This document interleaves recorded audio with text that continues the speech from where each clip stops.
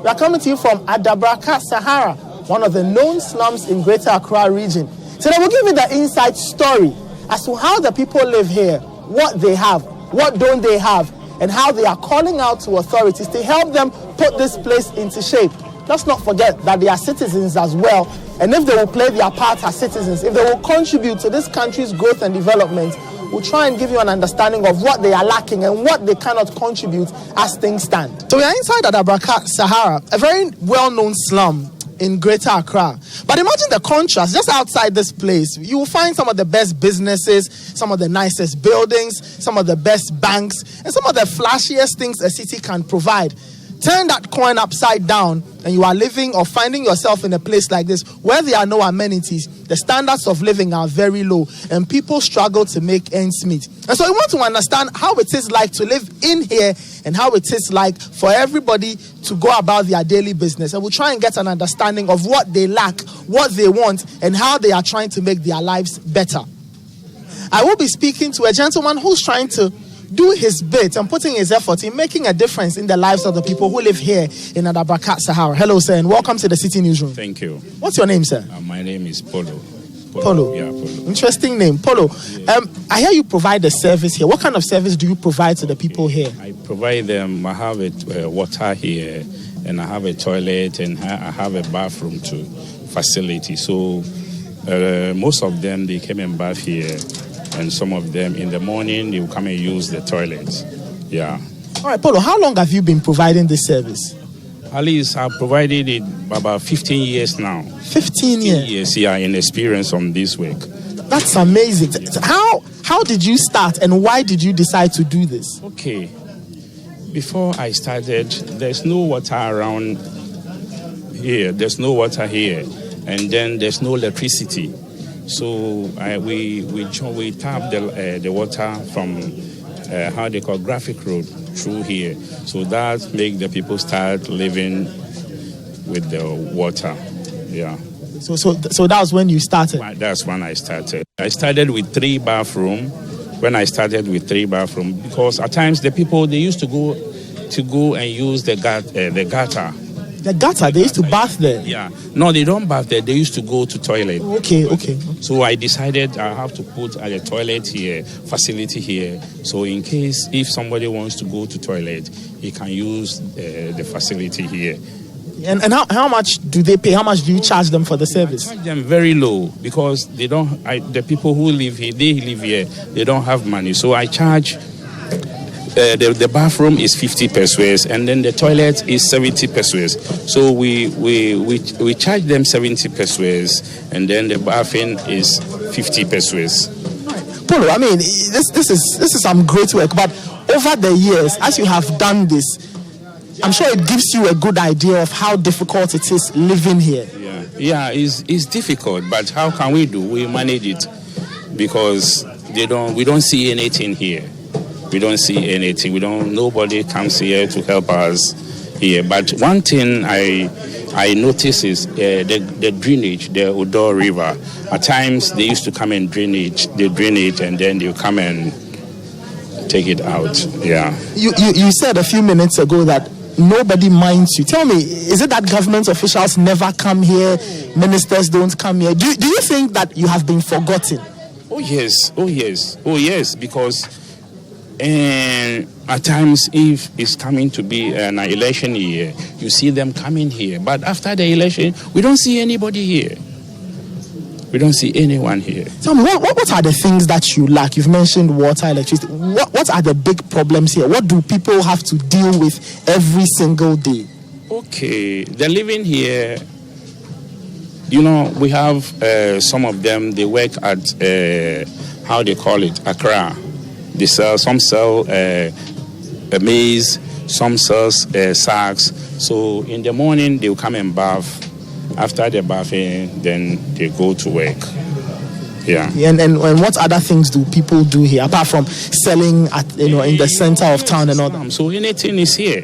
When they say slum, it's a slum.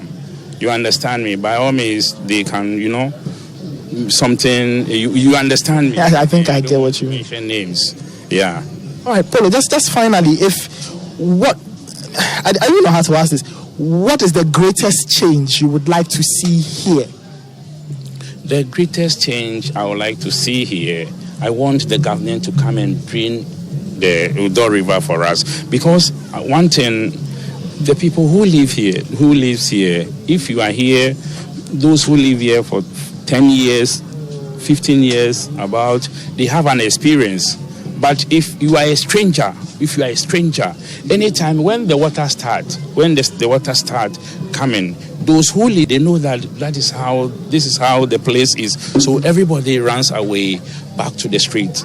So when you hear that maybe somebody has passed away or somebody, because they don't know how things work here. But those who knows how things work, anytime the water comes, they all get back to the streets. All right, Polo, thank you very much. You're welcome, boss. All right, so you heard Polo there. So I have been joined by another man who lives here in Adabraka Sahara, and from what I have picked up, he's been here since childhood. So he has a very good understanding of the dynamics, the living conditions, and the harsh things they need to experience and go through on a daily basis, just so they can get a bit of a decent life here at Adabraka Sahara. Hello and welcome to the City Newsroom, sir. Thank you, sir. What's your name, sir? My name is Piccolo. Piccolo. So earlier I spoke to Polo, now I'm speaking to Piccolo. Yes, sir. Piccolo, I hear you've been living here since your childhood. Since my childhood. Wow. And in terms of development, people are growing. And then juveniles are also growing, coming up. So somebody like Polo, we started with them. But I'm their most senior brothers. Our uncles and partners, they were here. It was in Kruma time when they dredged the Udo Lagoon. And then they put the debris on this park. So it started with weeds. And our uncles, they managed to weed. So that's why the more reason that we have the park there. Okay. Because even today and now, encroachment, squatters, it is happening here. All that is development is taking place. So there was a time there were orchard farms here.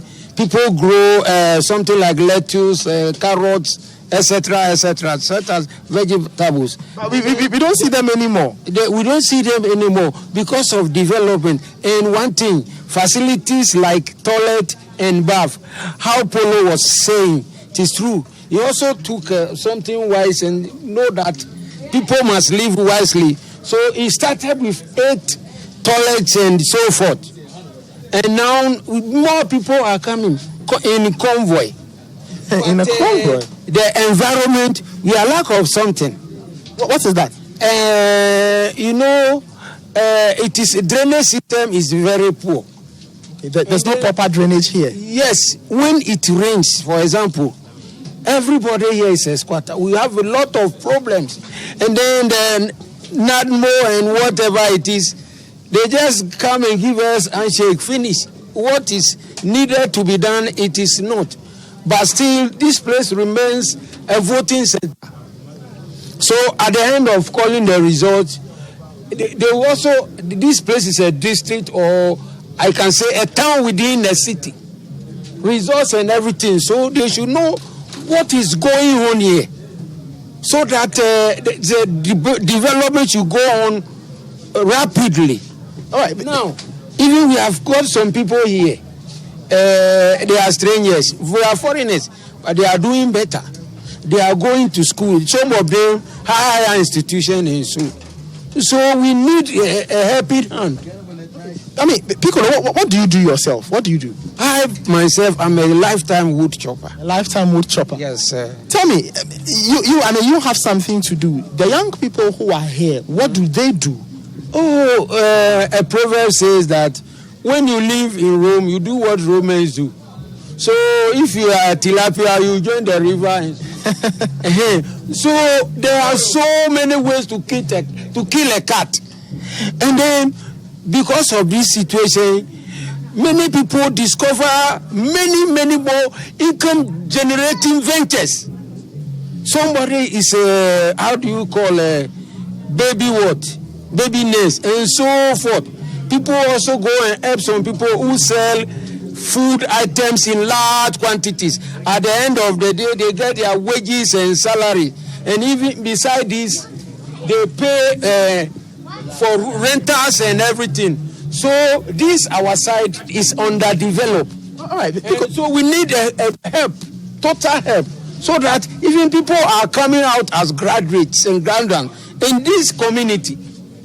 So we should call the attention, not only the city FM, but the central government at large, to give us more help so that we achieve our aims in future. Right. Piccolo, tell me one other thing. Yeah. I mean, obviously there are lots of young people here. You are saying that most of them are trying to find ways of living. How about crime? What's the situation concerning crime here? A crime here, we have so many types. Some is higher, some is lower. Yes, and so there are some crimes, they are of purely domestic and social nature. So they are not enforced by the law courts. They consider it. And there are crimes too, nationally, they check up. So anytime when we are here, all of a sudden, you see some people like the police to come and harass here and whatever it is. But I per se have not been arrested before. All right. Finally, Piccolo, you said a lot of things that you want the central government to come and change. What one thing do you want the government to do for the people who live here? You see, one thing, when we are talking in terms of development, first and foremost is education. One. And then material wants, such as food, clothing, shelter. When you are equipped with all these items, you live as a normal human being. But because of poverty, some of us, among us, they can't go to school. But this polo and the like, they do better. With somebody even having got money for his child, you come, polo will give you 5 cedi. Oh, go to school, come in the afternoon time. This is what they have been doing. They are very serious of developing this community. But the help is not there. So all that they can do is what they are doing. Polo per se, he has kept this place for so many years. He got to know, I'm older than Polo, but you got to know that we should live in toilets and bathhouses, and our environmental should be clean so that we don't contain epidemics or disease.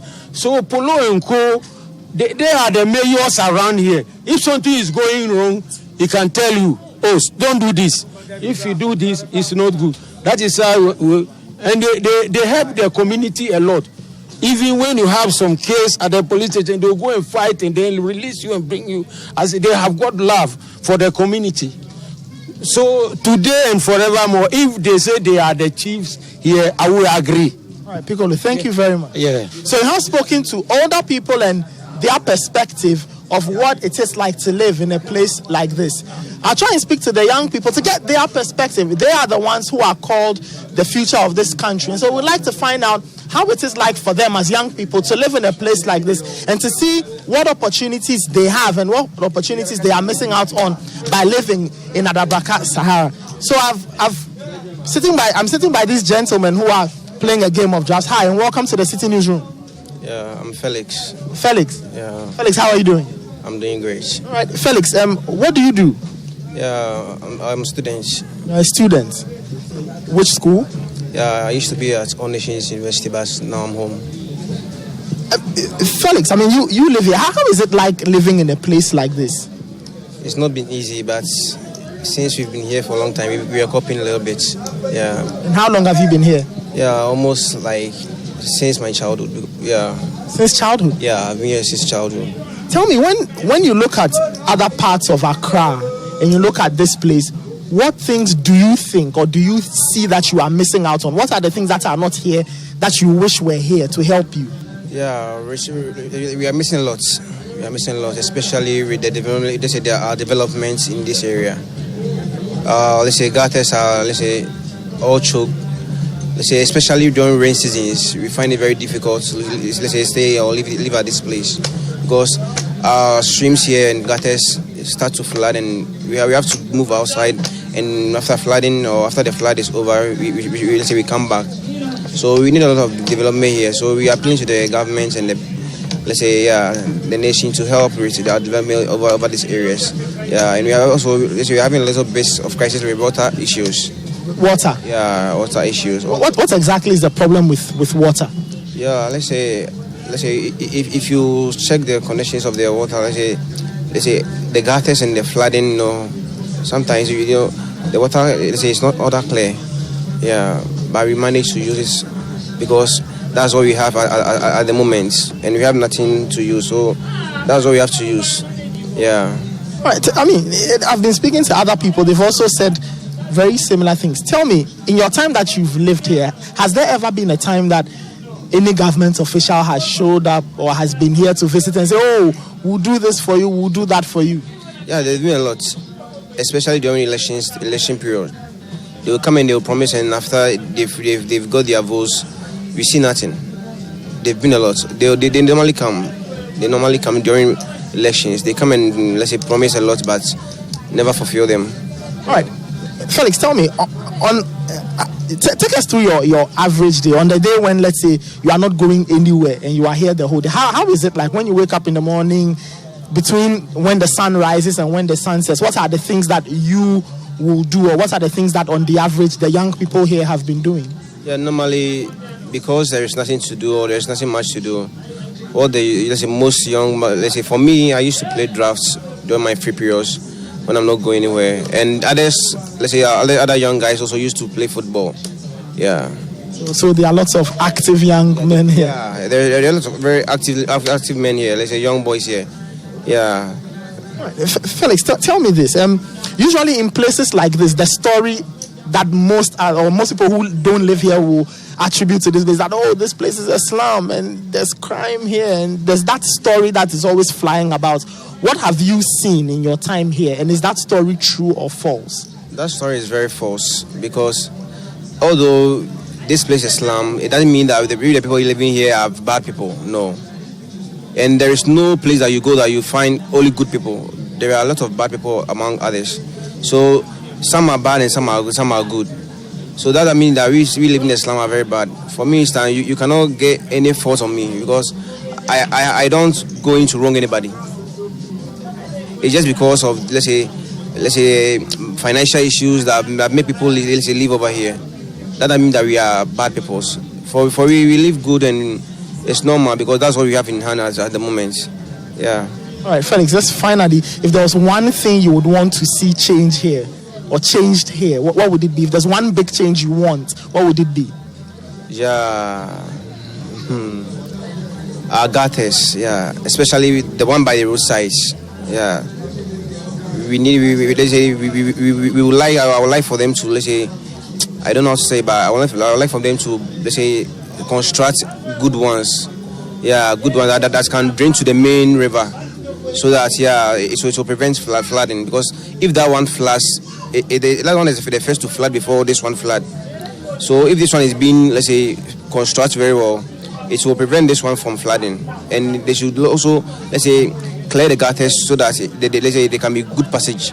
Yeah, so that the waters can flow through the gutters. Yeah. All right, Felix, thank you very much. Okay, thank you very much. We are still in Adabraka Sahara, trying to get more perspectives to give us a better understanding of how it is like to live here. We've spoken to persons of middle to older ages. We've spoken to a young man who was a student but is now at home.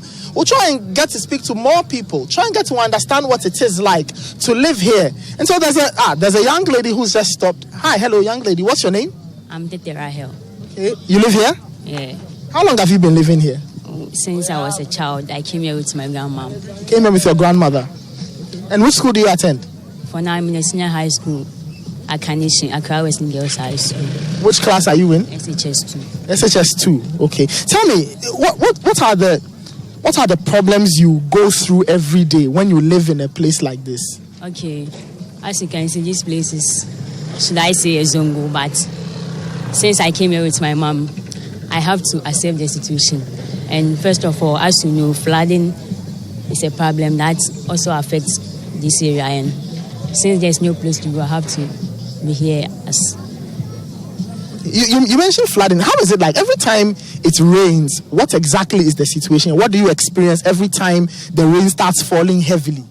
Okay, when it starts falling heavily, everyone becomes shy because you know what is going to happen is not going to be well. So we start packing our things in order so that when it comes high, we all move away. So you do that every time it rains? Yeah, when it rains. And where do you go? When you run away from here, where do you go? We stand at the roadside for it to slow down, then we come back to clean our rooms. Apart from that, what other problems do you face every day? You've mentioned flooding. What other problems do you face every day here? Okay, with the problems, this place is a busy area. All sorts of business that take place here, something like selling of this cocaine and weed. And to me, it affects the studies because, as you can see, some bar operators start from morning to evening without tuning off their radio stations. And to me, I can't study because even sleeping becomes a problem. Okay, it's a cost problem for you because you can't study and all. Because of the noise. Okay. Tell me, as a young girl growing up here, how difficult is it?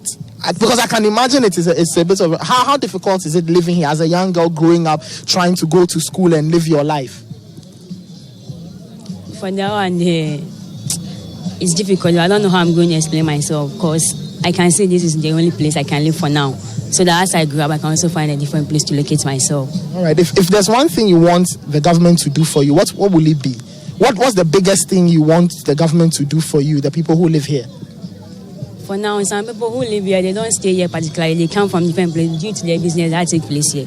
So for me, I stay here permanently. So if the government can, for now, there's no place to go. So if the government can only clear our gutters and everything should be on point here, this place can be a very good area for people to live. Thank you very much. I wish you the very best. Okay, thank you. So you've heard the perspective of a young lady who is in senior high school, trying to go through the phases of adolescence, trying to go through that hurdle. And she's also giving us her perspective of life in Adabraka Sahara, a slum in a part of quite all the challenges we have seen here concerning a lack of employment, the perception of crime, poor drainage, and the insanitary conditions here at Adabraka Sahara. The young men here still find ways and means of exciting themselves. And the beautiful game, football, is one of the ways they keep themselves happy and going and energized. So I've been joined by one of the young men who play football here. Hello and welcome to the City Newsroom. What's your name, sir? Yeah, my name is Gokala Hoto. Gokala Hoto. Gokel, you are a very famous footballer. Everybody here knows you. Yeah, I grew up here, so everybody knows me. But do you live here? Yeah, I used to live here, but now I've relocated. Now you've moved. Tell me, let's talk about the football. How important is this? Because there are so many problems around here. How important is football to the young men here? But when it comes to football, it's very, very important. It's one of the games that, everybody loves to watch and everybody likes to play. So it's one of the most important sports in Ghana, yeah. But for the young men of Adabraka Sahara, I'm sure it is a way of taking their minds off the problems they go through every day. Yeah, the problems are there. So the problems are there, though. But when it comes to the entertaining ourselves, yeah, we take the football as releasing. Sometimes we take it as releasing stress. So it's cool like that. All right, Gokel, you have managed. You lived here. You've moved out. You are doing your own thing now, playing professional football.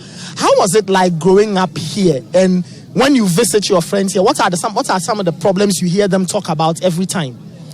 Now, what I hear now is the economy is very hard, and as a football player, you don't get much help, Yeah, that's the main problem I hear most of players talk about. Yeah, that's all. And what about your friends here? What are the things that worry them?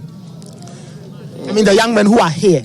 The financial problem, let me say. The financial problem, no help from anywhere, so...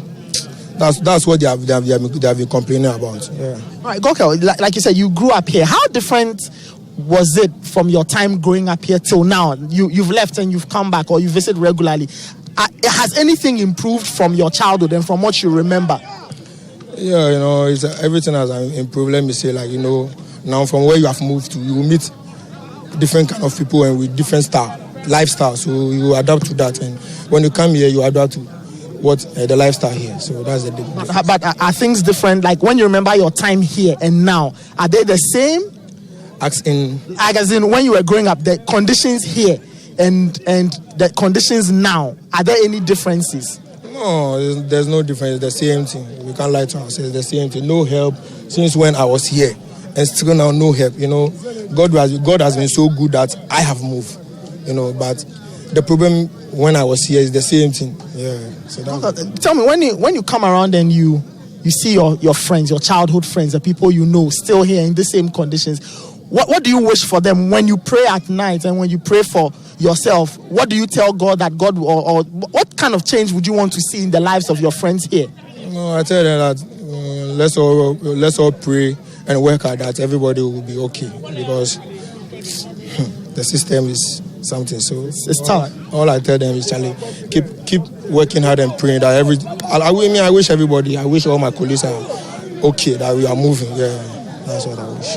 Just finally, Gokel, what would you want the authorities to do for the people here? I've seen different things ever since I started speaking to the people here. But what do you think is the biggest thing? All the young men like yourself, like your friends, what one big thing would they like to see being done for them to improve their lives? Well, I'm not going to say they should come and give much help here. They should improve the football in the country. You know, if the football in the country is improved, like me per se, I may come here and bring some change here. You know, even though they shouldn't come here and help. They should improve the football in the country so that the players who are playing in the country, they live in various areas. You know, with that they can go back to their areas, and you know, and the area will feel good. Yeah. All right, Gokel, thank you very much, and I'm sure you'll get back to your game. Sure. All right, Gokel, thank you. Having fun. So that was Gokel Ahota, Ghana Premier League player, plays for Inter Allies. He's managed to leave this place. He used to live here. He's moved on to big things. And he's hoping that the young men in this vicinity will also find ways and means. If it's through football, fine. If it's through other means, they'll be able to find themselves out of this neighborhood, go and make themselves better, and come back and bring some massive change that the authorities have ignored to bring. And Gokel is hoping that through him and some other people, they will come and improve the lives of the young men here, take them out of this and move them to bigger and better places. Now speak to a mother on the challenges of raising a child in this setting and trying to make the best for that child as they navigate childhood through adolescence to see how their own future lives would pan out. Ufane, good evening. Ufane, welcome to City Newsroom. Okay, tell me Jibodi. Ufane, tell me Jibodi. Ufane, I feel near 35 years now. 35 years. No, oh, he be 35 years. Be a 4 years. Be a 4 boy. Ne, oye be lo. Yeah, B4. B4. I'm ages. Okay. Yeah, 20 years come. Yeah, 19 years come. Yeah, 8 years, 15 years come. Na me family ya school alo. Family ya school. Me non kwame. Non kwame. Ame papa belo. Am papa egbo. Sorry. Te bile mo yo be a thing because in te around in na ke be a ni bi wa be wa ni bope okwame. Te fi oton okwame ni te yo ten B4 ni bopo okwame. Te bile mo ye akutwe na mi yo ten. Okay, be afetomo ke ochuni onyo ko bi environment ni wo yo ke obeshika obi ibafite. Obi ani wo yo ke obetwi hu obi banye chomi ke fite. Ni vetomo wo mo papa ko ba bi na ke wawo ni ji government na ke wawo e bi wo ye bi no ni twa abo ye bi obi an atwa abo wona ke mo de sabate she ba shamo ka hwe park no ni abashamo ke ni bi kotokota ba hwe park no a shamo ka hwe park no a twa ball no be ka bi hwe je me nkotofe am ka na me ni nwomi kanu bone inu boje wopo ni sani government aba wa no kopo even safe me bi ba nya amekuo amesamete keje MP ni yo obi ni baba wawo be mo ko wawo e bi. So that is the picture really here from Adabraka Sahara. Like I said earlier, it just sits very close to the plush businesses, the plush